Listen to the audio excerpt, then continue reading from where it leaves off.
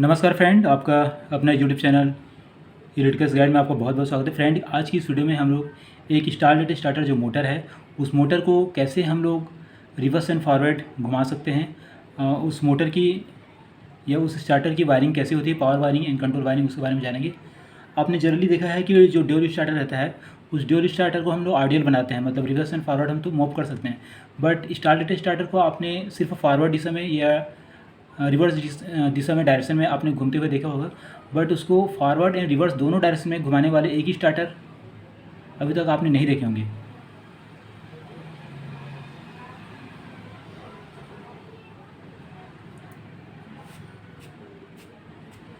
तो आज हम इसी बात पर डिस्कस करेंगे, एक ऐसे स्टार्टर के बारे में जानेंगे जिसके द्वारा आप एक स्टारलेट स्टार्टर जो मोटर है उसको स्टारलेट स्टार्टर जो स्टार्टर है उसी से आप रिवर्स एंड फॉरवर्ड दोनों डायरेक्शन में आप उसको घुमा पाएंगे। ठीक है, तो सबसे पहले पावर डायग्राम को मैं समझाऊंगा, उसके बाद में तो सबसे पहले हम लोग पावर डायग्राम के बारे में डिस्कस करेंगे, देन उसके जो कंट्रोल ड्राइंग है उसके बारे में हम लोग डिस्कस करेंगे। ठीक है, जैसे कि आपको पता ही है कि एक स्टारलेट स्टार्टर जो रहता है उसमें आपको 3 कॉन्टेक्टर की रिक्वायरमेंट होती है। तो ये यहाँ पे जो दिख रहा है ये आपका 3 कॉन्टेक्टर है। ठीक है, ये मेन कॉन्टेक्टर है, ये डेल्टा है और ये स्टार कॉन्टेक्टर है।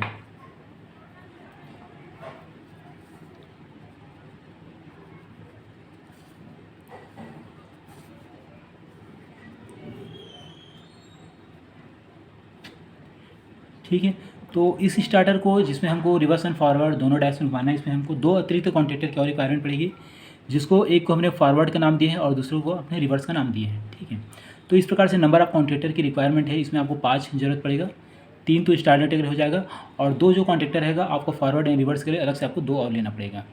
ठीक है, एक इन कमर के रूप में हमने मेन एमसीबी लिए हैं और एक overload relay protection overload relay यहाँ पे हमने दिए हैं।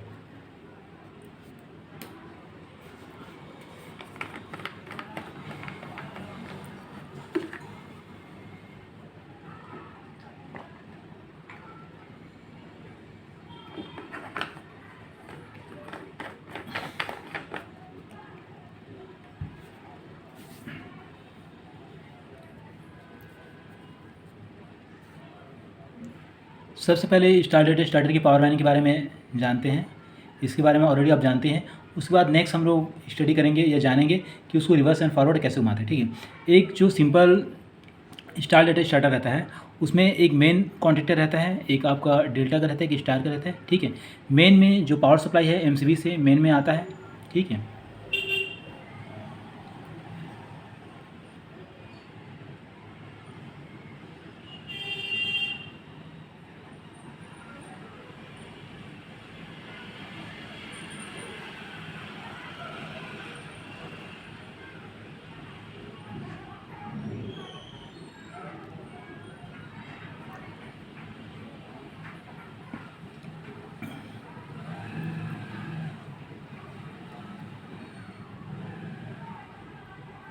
और मेन कॉन्टेक्टर के जो आउटपुट निकलता है उसको हम लोग ओवरलोड रिले में देते हैं। ओवरलोड रिले से जो आउटपुट निकलता है वो आपको मोटर के 3 जो टर्मिनल है वहाँ पे चले जाता है। ठीक है, जो U1 V1 एंड W1 होता है।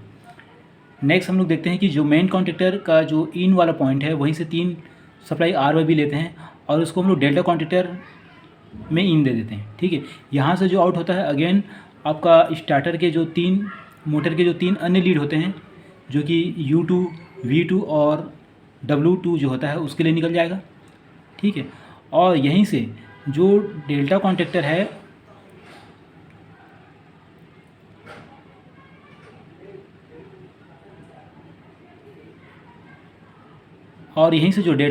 डेल्टा कॉन्टेक्टर के आउट से हम लोग स्टार कॉन्टेक्टर को सप्लाई देते हैं और उसके ऊपर वाले पॉइंट को हम लोग क्या करते हैं, शॉर्ट कर देते हैं। तो इस प्रकार से ये स्टारलेट स्टार्टर की पावर वायरिंग हो जाती है। ठीक है, अब चलिए इस स्टार्टर में जब आप स्टार्टर को ऑन करेंगे तो जो मोटर है या तो रिवर्स में डायरेक्शन में घूमेगा या फॉरवर्ड डायरेक्शन में घूमेगा। ठीक है, तो ये क्या हो रहा है, जैसे ये कॉन्टेक्टर हमने लिया हुआ है, एक रिवर्स करके हमने लिया हुआ है। ठीक है, तो सपोज मैं इसको इस स्टार्टर को रिवर्स के लिए मैंने डिज़ाइन किया है, तो अभी क्या करूँगा,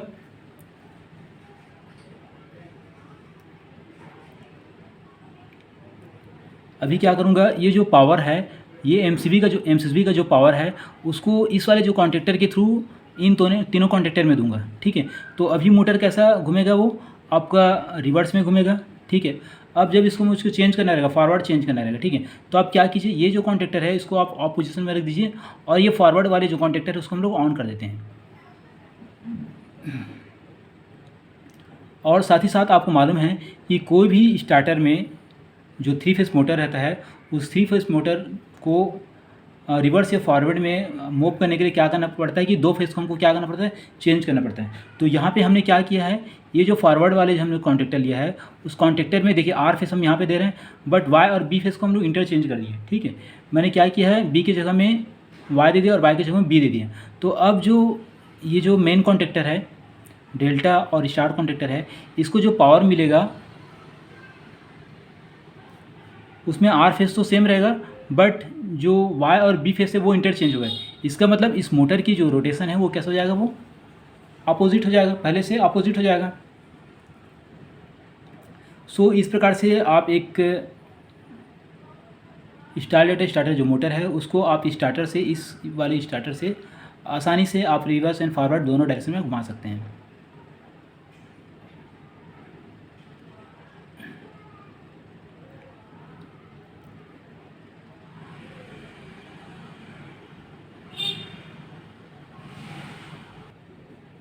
नेक्स्ट हम लोग इसके कंट्रोल वायरिंग के बारे में डिस्कस करेंगे, कंट्रोल वायरिंग के बारे में जानेंगे। मैं उम्मीद करता हूँ कि आप लोग कंट्रोल वायरिंग को जानते होंगे पहले से, बट थोड़ा सा इसमें मैंने ऐड किया है, वो क्या ऐड किया है उसको हम लोग डिस्कस करेंगे, उसको हम लोग जानेंगे। चलिए देखिए, ये वाला जो सेक्शन दिख रहा है वो आपका सिंपल जो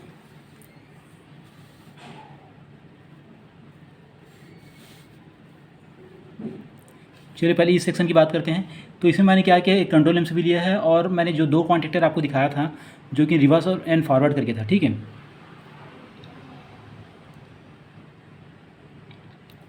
तो जब मैं इस साइड घुमाऊंगा तो फॉरवर्ड वाले कॉन्टेक्टर ऑपरेट होगा, इस साइड घुमाऊंगा तो रिवर्स वाला कॉन्टेक्टर ऑपरेट होगा, ठीक है। मतलब पावर जो मेन पावर है, देखिए आपको दिखा देता हूँ, ये देखिए, ये एक बार ये कॉन्टेक्टर ऑपरेट होगा फॉरवर्ड, एक बार ये कॉन्टेक्टर ऑपरेट होगा। तो पावर जो है क्या हो जाएगा, इसकी जो मेन पावर है वो कैसे हो जाएगा, इंटरचेंज हो जाएगा, ठीक है। और बाकी जो कंट्रोलिंग होती है उसमें कोई चेंजेस नहीं होता। ये वाले पोर्शन को आप भूल जाइए, ये सिर्फ ये जो 2 कॉन्टेक्टर है उसको ऑपरेट करने का है और बाकी स्टार्टर को स्टार्ट करने का जो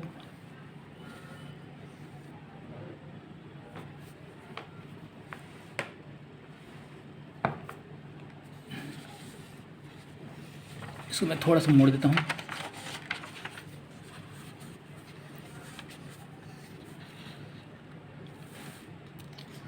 ये यहाँ से, ठीक है। तो इसमें क्या रहता है, ओवरलोड रिले से जो सप्लाई आता है उसको हम लोग स्टार्ट पुश बटन में देते हैं, स्टार्ट पुश बटन से जो सप्लाई आता है उसको हम स्टार्ट पुश बटन में देते हैं, ठीक है। अब स्टार्ट पुश बटन से जो सप्लाई आता है वो आपका मेन कॉन्टेक्टर और जो टाइमर है उसके एनसी से लेके हम लोग क्या करते हैं, डेल्टा कॉन्टेक्टर के एनसी में देते हैं और इसके बाद में स्टार कॉन्टेक्टर के कॉइल में दे देते हैं, है ना। तो जैसे ही हम स्टार्ट करते हैं तो सबसे पहले आपका डेल्टा कॉन्टेक्टर ऑपरेट होता है, क्योंकि मोटर जो मेन कॉन्टेक्टर है और जो टाइमर है वो एनसी बना रहता है और आपका जो डेल्टा है वो भी एनसी है। सो स्टार्टर सबसे पहले, इस स्टार्टर में सबसे पहले स्टार कॉन्टेक्टर बैठेगा, ठीक है। उसके बाद जैसे ही स्टार कॉन्टेक्टर बैठेगा क्या होगा, ये जो यहाँ पे एनो दिखाई दे रहा है, एनो के थ्रू आपका टाइमर बैठ जाएगा, ठीक है। यह टाइमर में ऑक्सिस वाले चला जाएगा। उसके बाद में आपको क्या होगा, ये आपका जो मेन कॉन्टेक्टर वो बैठ जाएगा, मतलब मेन कॉन्टेक्टर और स्टार कॉन्टेक्टर आपको फर्स्ट बैठेगा। तो फर्स्ट में स्टार बैठा, देन मेन कॉन्टेक्टर बैठा, ठीक है। जब टाइमर कुछ टाइम के बाद में जब एन से उसको चेंज हो जाता है, कन्वर्ट हो जाता है, उस कंडीशन में क्या होगा,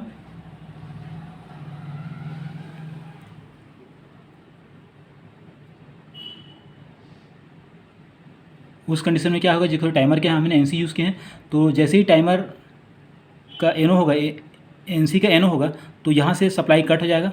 साथ ही साथ मेन कॉन्ट्रेक्टर के एनसी हमने दिए थे तो वो भी मेन कॉन्ट्रेक्टर बैठे थे, ये कट हो जाएगा, यानी ये वाला सेक्शन पूरा क्या हो जाएगा, डेड हो जाएगा।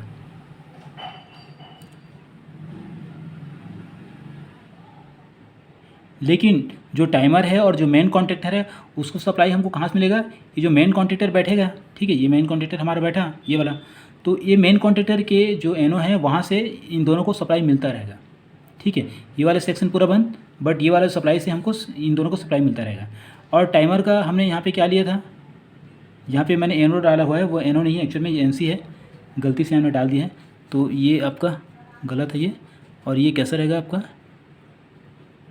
एनो रहेगा, ठीक है। ये वाला क्रॉस है, ठीक है।